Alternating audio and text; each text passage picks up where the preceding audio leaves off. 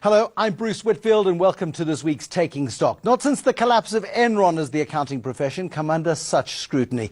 In South Africa, the saga around KPMG and its role in undermining SARS, and then this week a massive scandal around accounting practices at one-time JSE darling Steinhoff. With me, Chief Executive of the South African Institute of Chartered Accountants, Terence Nombembe. I know it's early days yet, Terence Nombembe, to make a qualified assessment of what has gone wrong at Steinhoff. But on Monday, their auditors came out and said they will not be issuing audited financials. The company will have unaudited results coming out today. That's Wednesday. And then we get an announcement from Steinhoff saying that's not going to happen either. They will publish audited results as and when they can. As an accountant, as a former Auditor General, as the head of SAICA, the South African Institute of Chartered Accountants, what does that tell you about what's going on inside Steinhoff? Well, Bruce, I think it's important not to speculate about these things because the standards are quite explicit about the manner with which you engage with the client, the manner with which you engage with the publication of the results.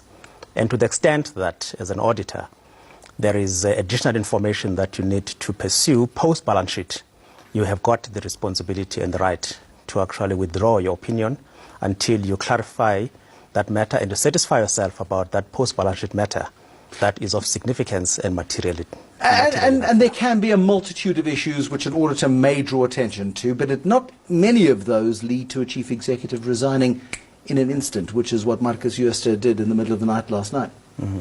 Yeah. Well, I suppose it's not something one can comment on as an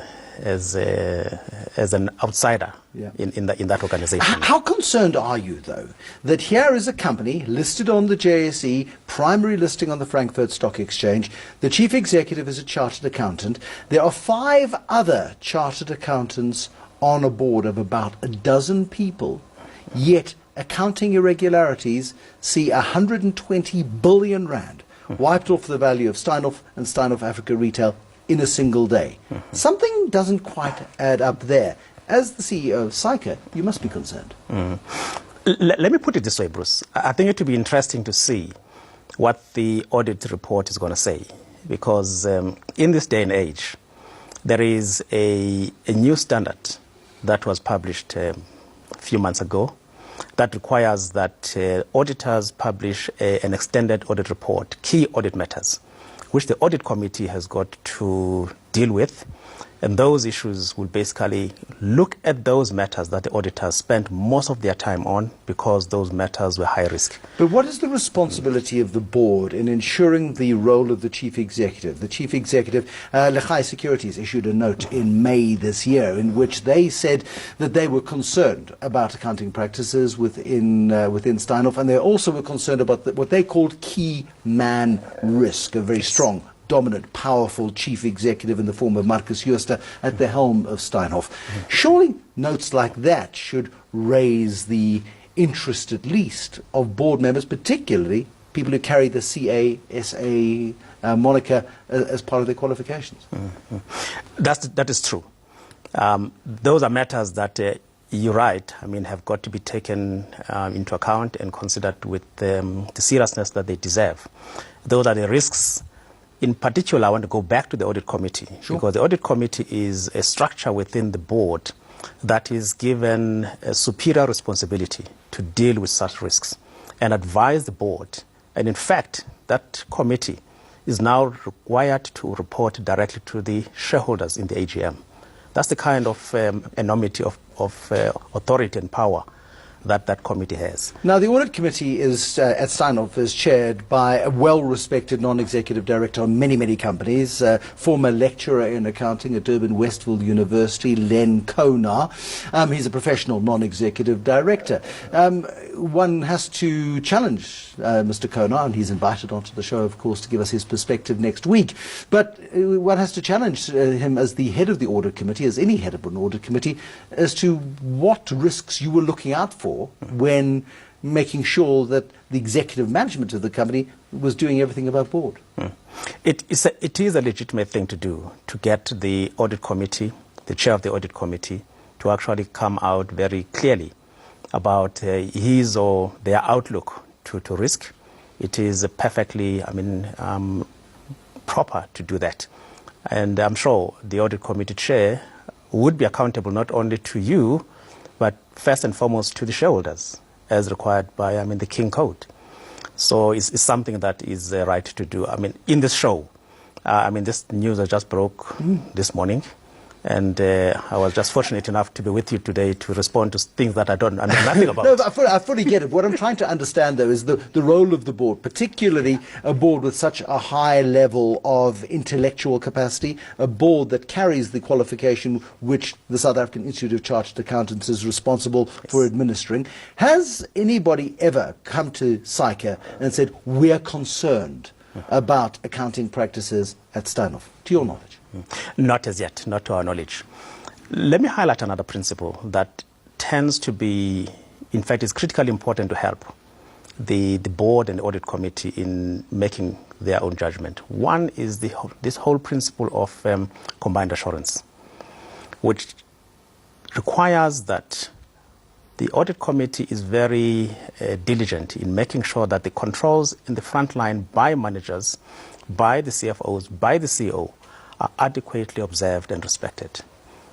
Next is the internal auditors, and next is the external auditors. And the audit committee has got a responsibility to look at all those layers of assurance with the absolute precision. And that's one of the principles that in South Africa has not been as embedded as it should be. Is it fair to say, at first glance, with this news as fresh as it is, the news is 6 to 7 hours old at the time we're having this conversation, that those processes have failed within Steinhoff? It actually would be good to actually examine that. Because, as I say, in South Africa, what I know, which is what we need to do as a profession, as SAICA in particular, is to confirm that all those 3 layers of assurance are embedded, and all the institutions, especially public interest institutions that hold significant monies for investors, embed those principles. Now, the accounting regulations are global. Steinhoff has got its primary listing in Germany. Do you see any role for SAICA in this particular matter? There will be a role to the extent that someone lodges a complaint or an issue about a breach of a code of conduct, which requires that we should be competent, we should be of excellence in the way we do our work. But that takes an awfully long time to do, because we don't know what's gone wrong within Steinhoff. PwC has been hired to investigate. Christo Wiese, the non-executive chairman, has taken over as executive chairman. There is an awful lot of investigating to be done here. This could take months, if not years. It actually could happen very quickly, because the issues are known. And I'm glad that, there's already an investigation that has been commissioned to do precisely that, because that's what we would expect. So that if there's anything to act upon as a profession, as SAICA, or the RBA for that matter, in the instance of the auditors, at least there's something that is valid and legitimate, and to actually hang our hats on. Terence Nombembe, if he thought that his life after being Auditor General of the Republic of South Africa was going to be anything other than easy, well, he's in for a surprise, isn't he? It has been a horrible year for the accounting profession. This is fresh breaking news. It is the story which has seen 120 billion rand wiped off the value of Steinhoff and of Steinhoff Africa Retail. That is bigger than the value of the whole of Remgro, one of South Africa's biggest investment companies. It is a scandal that is going to the very heart of accounting and accounting practices. It goes to an audit opinion by Deloitte, the company auditors of Steinhoff, on Monday, which said they were unable to issue audited financial results today. That's Wednesday. And then today we got the news that the chief executive of Steinhoff, Marcus Jooste, had stepped down, and he had his resignation had been accepted by the chartered accountant heavy board of Steinhoff, the managing board of the company that he has represented, and the company that has gone global from a South African base in recent years. It's got businesses in the United States. It owns a business there called the Mattress Firm. It owns a business in the United Kingdom called Poundland. And of course, it's got its primary listing in Germany. This isn't just a South Africa issue. It has got big global ramifications as well. More on this conversation after the break. We need to also talk about the other big story that has beset the accounting profession this year, and that is KPMG. We'll take more stock on ENCA in just a moment.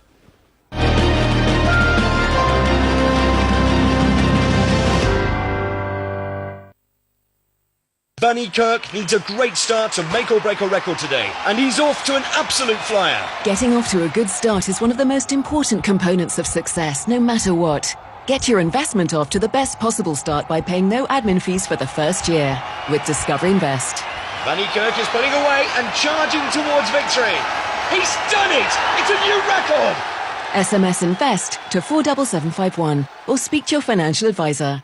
Discover Invest, the formula for successful investing. This is the science of tough. Brutal torture tests